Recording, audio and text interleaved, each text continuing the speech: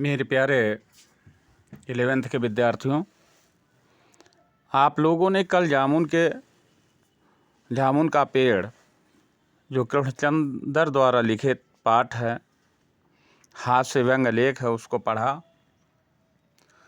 कल कहांश जितना पढ़ लिया था उससे आगे आज मैं पढ़ाना शुरू कर रहा हूँ।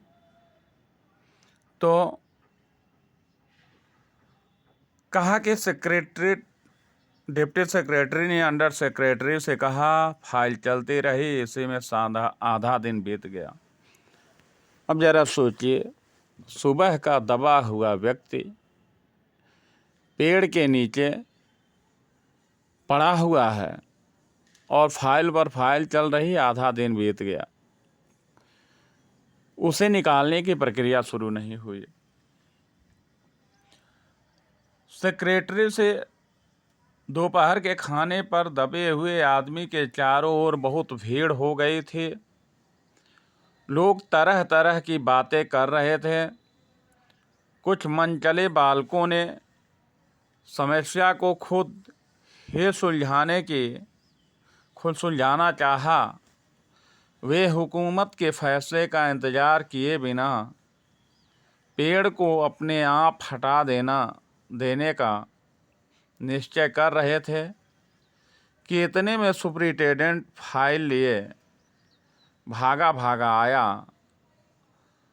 बोला, हम लोग खुद इस पेड़ को नहीं हटा सकते, हम लोग व्यापार विभाग से संबंधित हैं और यह पेड़ की समस्या है जो कृषि विभाग के अधीन है। मैं इस फाइल को अर्जेंट मार्क करके कृषि विभाग के पास भेज रहा हूँ, वहाँ से उत्तर आते ही इस पेड़ को हटा दिया जाएगा। तो मेरे प्यारे बच्चों, आप लोगों ने देखा कि कुछ बच्चे, कुछ मनचले युवक, कुछ मनचले क्लर्क उस पेड़ को अपने आप हटाना चाहते थे, लेकिन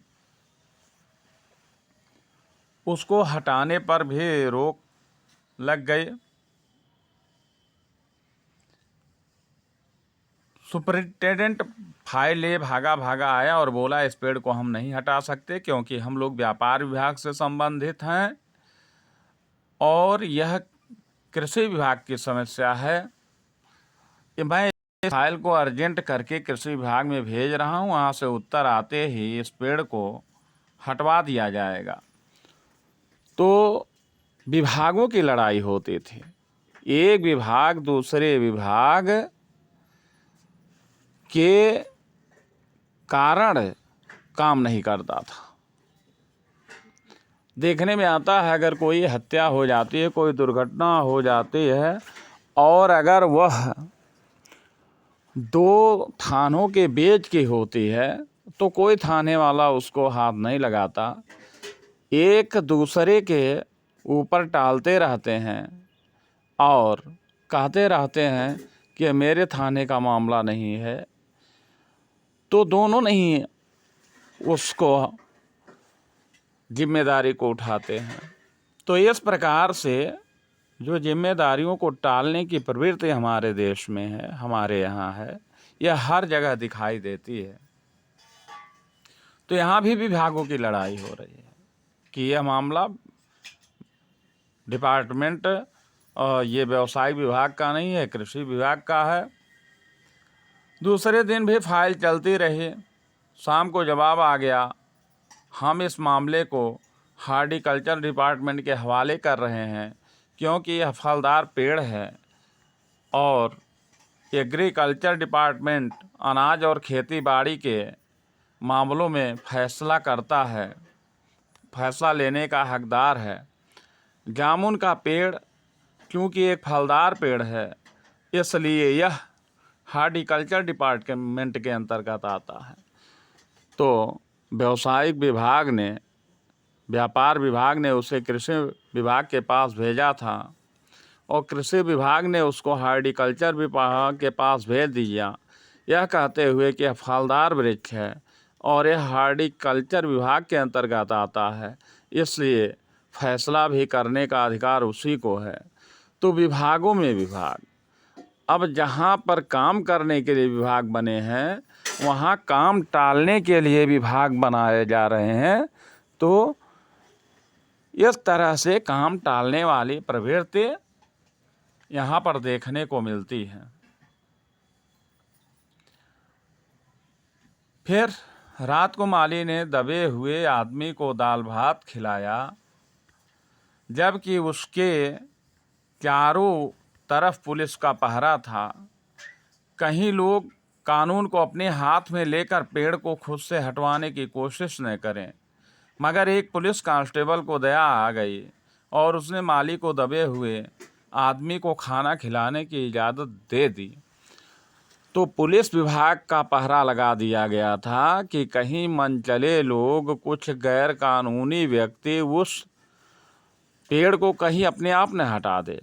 अब देखिए क्या सोच है, एक आदमी की जान जा रही है और लोग कानून की दुहाई दे करके उससे बचना चाहते हैं। अब यहाँ पर विचार करने की ज़रूरत है कि कानून किसके लिए बनता है।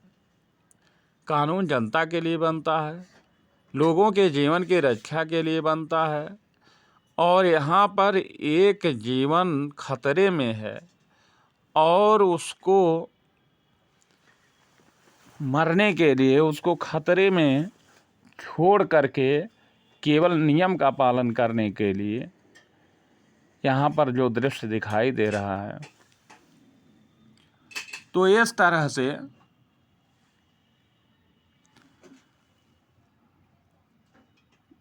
कानून जिस उद्देश्य से बनाया गया है उसका उद्देश्य यहाँ पर विफल हो रहा है। तो यह चीज़ यहाँ पर देखने में आती है।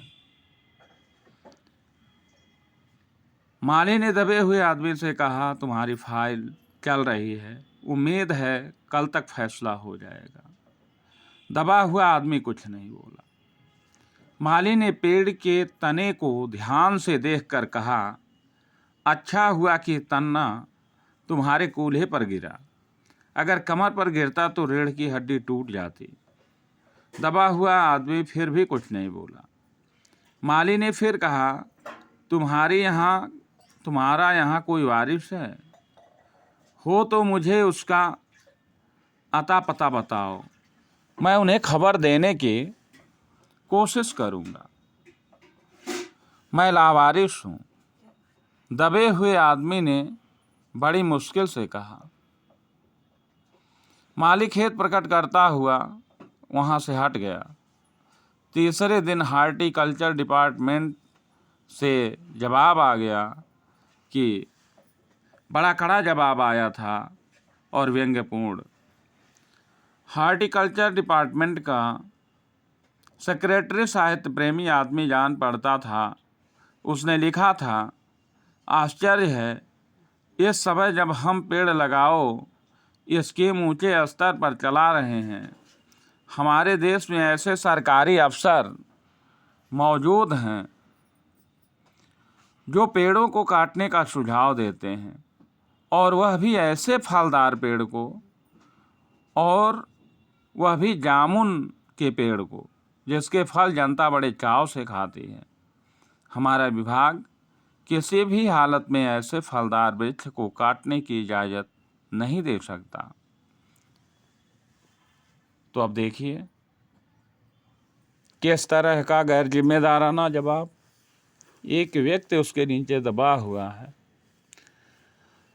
उसकी जान का खतरा है, और यहाँ विभाग के लोग साहित्य बता रहे हैं, दर्शन दे रहे हैं, उपदेश दे रहे हैं।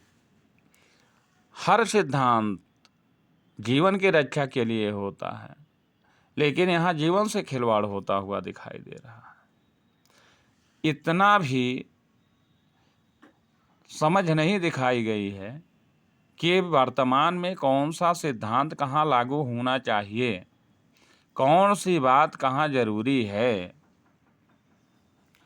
तो अब क्या किया जाए? इस पर एक मनचले ने कहा, अगर पेड़ काटा नहीं जा सकता तो इस आदमी को ही काट कर निकाल लिया जाए।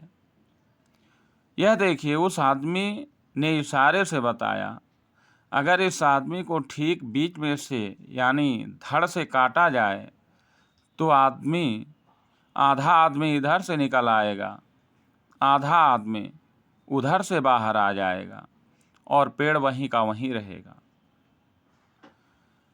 मगर इस तरह मैं मर जाऊंगा। दबे हुए आदमी ने आपत्ति प्रकट करते हुए कहा, यह भी ठीक कहता है, एक क्लर्क बोला। तो अब यहाँ पर हास्य और व्यंग की बात की गई है। यह हकीकत से मतलब नहीं रखता है, लेकिन यह व्यंग इसलिए किया गया है कि तो फिर जो आदमी दबा हुआ है वह खुद अपने बचाव के लिए प्रयास कर रहा है, और जो उसको निकाल सकते हैं वह उसके जीवन से खिलवाड़ कर रहे हैं। आदमी को काटने वाले युक्ति प्रस्तुत करने वाले ने भरपूर विरोध किया। आप जानते नहीं हैं आजकल प्लास्टिक सर्जरी कितनी उन्नत कर चुकी है। मैं तो समझता हूँ अगर इस आदमी को बीच से काट करके निकाल लिया जाए तो प्लास्टिक सर्जरी से धड़ के स्थान से इस आदमी को फिर से जोड़ा जा सकता है। अब देखिए, इस देश में कुतर्क करने वालों की भी कोई कमी नहीं है। अपनी बात को लोग ऊपर करने के लिए किस हद तक तर्क दे सकते हैं, वह तर्क चाहे बिल्कुल उसका कोई आधार न हो, आधार विहीन हो, सिद्धांत विहीन हो, बिल्कुल व्यर्थ हो, लेकिन तर्क तर्क से नहीं जीत सकता, या तर्क की कभी कमी नहीं हो सकती। आदमी को अगर तर्क ही करना है, बात की काट ही करनी है, तो वह कभी नहीं हार सकता, भले ही वह तर्क संगत हो या असंगत हो, सही हो गलत हो, इससे लेना देना नहीं होता है। तर्क करने वाले तो अपनी बात को ही ऊपर रखते हैं। तो उसने कहा, प्लास्टिक सर्जरी इतनी उन्नत कर गई है कि इसको जोड़ा जा सकता है। इस बार फाइल को मेडिकल डिपार्टमेंट में भेज दिया गया। मेडिकल डिपार्टमेंट ने फौरन एक्शन लिया और जिस दिन फाइल उसके विभाग में पहुंची उसके दूसरे ही दिन उन्होंने अपने विभाग का सबसे योग्य प्लास्टिक सर्जन छानबीन के लिए भेज दिया। सर्जन ने दबे हुए आदमी को अच्छी तरह टटोल कर उसका स्वास्थ्य देखकर खून का दबाव देखा, नाड़ी की गति को परखा, दिल और फेफड़ों की जांच करके रिपोर्ट भेज दी कि इस आदमी के प्लास्टिक ऑपरेशन तो हो सकता है और ऑपरेशन सफल भी होगा, मगर आदमी मर जाएगा। अब बताइए, ऑपरेशन काहे के लिए होता है? ऑपरेशन तो आदमी के प्राणों की रक्षा करने के लिए होता है। यहाँ पर कह रहा है कि ऑपरेशन तो सफल होगा लेकिन आदमी मर जाएगा। अब आदमी ही नहीं बचेगा तो ऑपरेशन सफल कैसे होगा? लेकिन यहाँ भी कुतर्क ही बात है। अब उस आदमी का ब्लड प्रेशर देखा गया, हार्ट बीट देखा गया, सब कुछ देखा गया, एकदम स्वस्थ है, इसलिए ऑपरेशन होगा और ऑपरेशन सफल होगा, लेकिन आदमी मर जाएगा। तो आदमी ही मर जाएगा तो ऑपरेशन सफल कैसे हुआ? लेकिन अपनी बात तो रखनी है हर आदमी को, इसलिए फैसला भी रद्द कर दिया गया। रात को माली ने दबे हुए आदमी के मुंह में खिचड़ी डालते हुए उसे बताया कि अब मामला ऊपर चला गया है। सुना है कि कल सेक्रेटेरिएट के सारे सेक्रेटरियों की मीटिंग होगी, उसमें तुम्हारा केस रखा जाएगा। उम्मीद है सब काम ठीक हो जाएगा।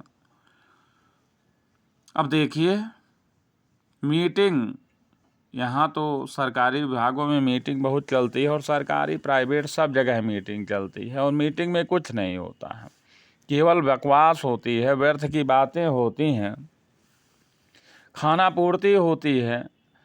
वहाँ पर मीटिंग के साथ ईटिंग भी होती है, लोग आनंद लेते हैं और फिर मुद्दा किसी निष्कर्ष पर पहुँचे बिना ही अनसुलझा ही छोड़ दिया जाता है। तो इस प्रकार से यहाँ पर कहा कि मीटिंग होगी और तुम्हारा मामला फाइनल हो जाएगा। तो ठीक है मेरे प्यारे बच्चों, आज इतना ही, फिर आगे कल पढ़ाएंगे।